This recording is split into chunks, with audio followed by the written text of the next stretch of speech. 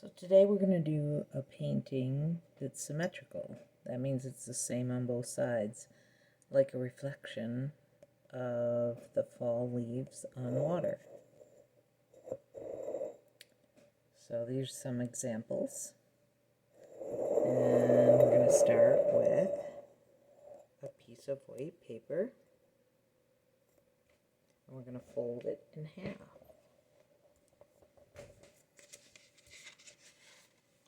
So I have the paper horizontal, that means it's the long way. And I'm going to try and line up the corners and press it in the middle. And I'm going to open it back up, and we're going to be folding this a lot, back and forth. So I've made puddles with water, and then I've added a little bit of the pigment or the color from my watercolor paints. When you start with your brush, you always want to make sure that you wet the brush and get the air bubbles out of it, because you don't want the color to absorb up into the metal ferrule, because the bristles go all the way up in, and then the color will go up in. And if you're working with a dark color and then you switch to a light color, the dark color might come down into the light color and you won't get what you want. So you're gonna kind of tap it on the bottom until you see air bubbles rising, and then squeegee it on the edge, and then dab it on your paper towel. So the first thing you're going to do is, with your clean water, you're going to make some puddles. And the best way to do that is to scrape it on the edge, like that. And then dip it into the pigment. And scrape that also onto the edge until you have enough of the pigment color in there that it looks vibrant. Then before I rinse my brush, so I don't get my water dirty too quickly, I'm going to absorb a lot of the paint on my paper towel, then tap it in your water cup. Clean it on the edge and dry it again. So the first thing I want to do is put down like my sky and water, but I'm going to kind of leave some of the edges, like for some trees here, and maybe a sun in the middle. So I'm going to do my blue sky in sort of a V shape, just on the top. And before I start, I'm going to just wet the paper a little bit.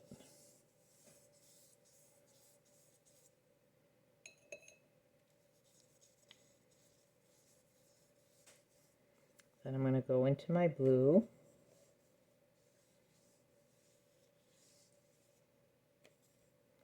And if you have more than one shade of blue, you can use that also. It doesn't have to completely fill the page. It can be in stripes.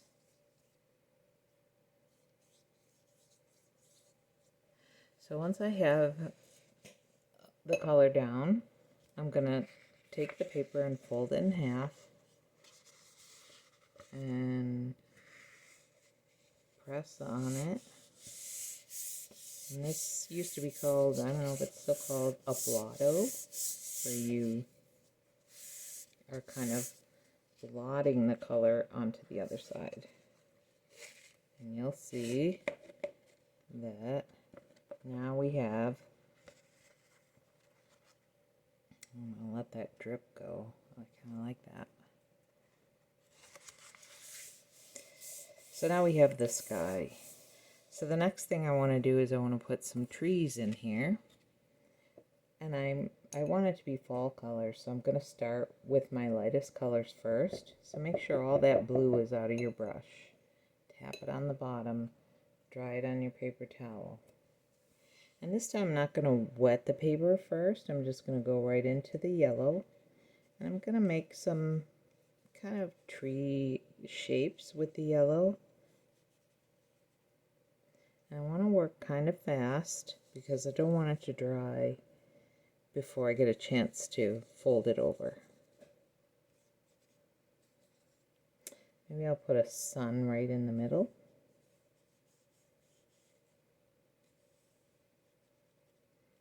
Okay. I'm going to fold it over again. So we're going to be folding this a lot. And press it down where you just put the paint.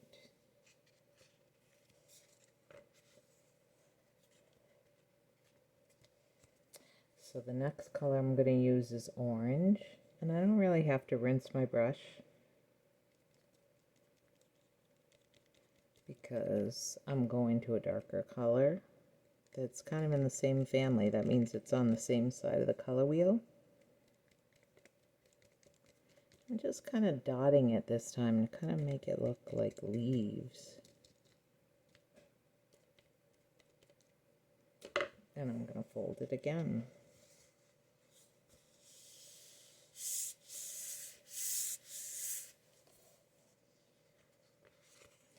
So you don't want this to get overly wet, or your paper might start tearing. It's kind of interesting to let that let some of the water run. You can tip it up and let it run. Do that on this side too. I know you can't see that, but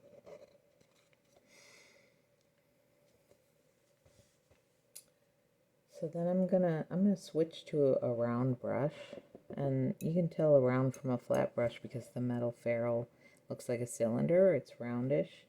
Flat brush, it looks flat at the end where the bristles go in. So I'm gonna use a little bit of red,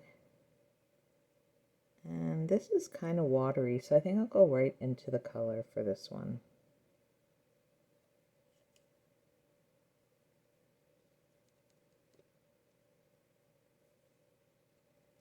I'm trying to make it look a little bit like fall leaves on a tree. And then we'll put some green trees in there because, you know, we always have some evergreens too. I'm going to fold it again.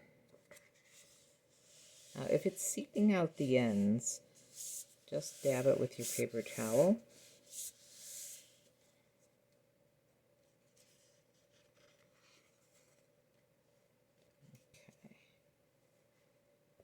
So now I want to be careful when I start adding my green that I don't add it to wet red because I'll get a brown. Whenever you add green and red together, they're called complements and they create brown. So I think I'm going to do a little bit more with my sun first. Take a little bit of this orange.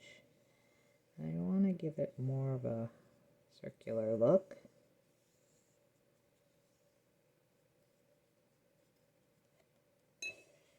And fold it over again. Just press it in that one spot. Now it's starting to look a little bit like the sun. And I have a huge puddle right there, so I'm going to tear off a piece of paper towel and kind of twist it in my fingers. And when I set it on there, it should absorb it. You want to be careful that you don't press down or you'll get a big spot of the color you're trying to get rid of. So I'm going to do the same thing over here. Just absorb it a little bit. Turn it to a clean spot and absorb that. Okay. So now I think I can pretty safely go into one of my green colors. I'm going to start with the lighter green first. If you don't have a light green, you can add yellow to your dark green. I'm going to put kind of a pine tree looking thing in here.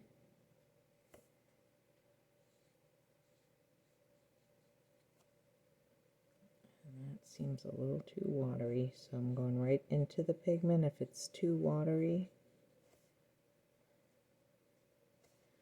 Maybe give it some green down near the bottom so it looks like the edge of the lake, like where the grass is growing.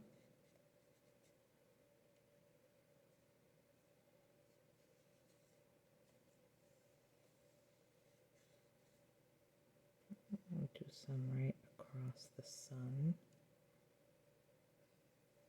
Doesn't have to be straight. And then we're going to fold it again.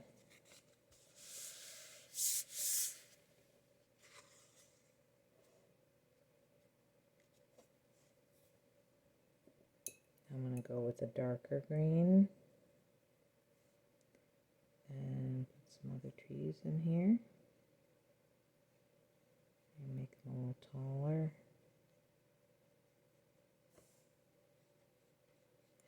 And it doesn't have to be the same on both sides. It can be, you could put it all the way at the outer edge. So maybe I'll do a big tree over here. I'm going right into the pigment because I want it to be darker. Paint the whole edge. Let's put another one on this side. And you know, trees don't always have to be green. They could be a bluish green. So you could add blue to your color. And then before that dries, again, I'm going to fold it and press it. So it's kind of called blotting. And the reflection part is usually less detailed, so you can go back in and add details up here that you maybe don't press into the other side.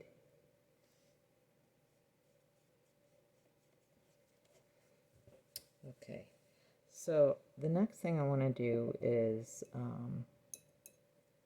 make the water part look different from the sky. So the way I'm going to do that is I'm going to start putting some lines going across. So make sure my brush is clean. So kind of like waves. And I'm going to put some blue on here.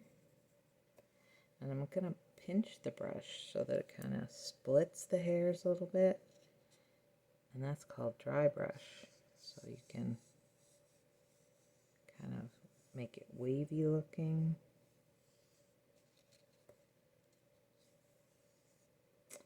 And let's go right into the color.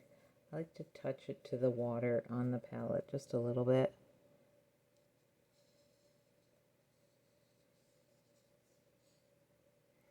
So I want to make it look like there's water down below the center line. So I'm using the brush sideways and kind of just twisting it in my hand to get it to look like waves. Now when you look at water, as you come further down the page, the waves should be further apart. So the distance between these waves are close, and the distance here are getting further apart. And when they get down to the bottom, they're really far apart. And that will help to give your painting depth. Make it look like things are going back in space. And then if you really want to change it so that you don't have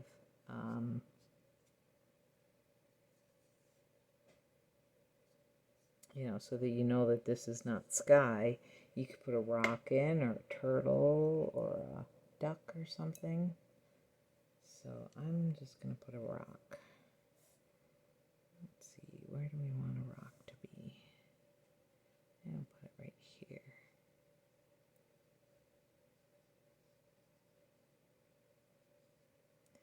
So if that's my rock, I still want to have it have a little bit of reflection in the water, but I can't really fold it there.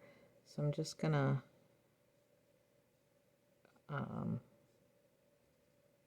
paint some dark black waves a little further out from my rock. And then I'm going to put some brown trees.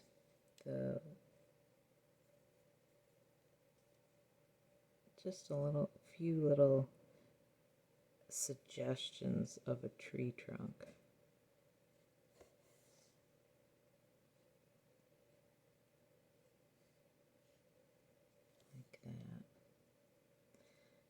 we do want it to go into this area on this side, so you could just pull that line down, and if you want you could wiggle it a little bit so it looks like it's going through some wavy water.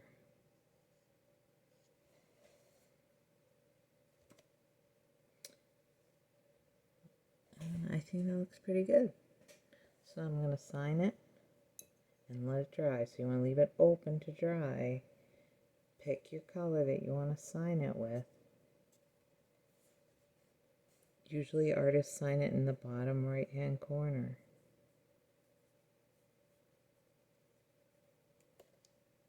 And they usually sign it in the same medium or paint that they've been using.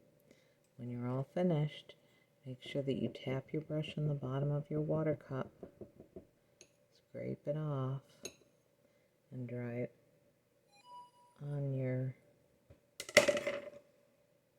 paper towel.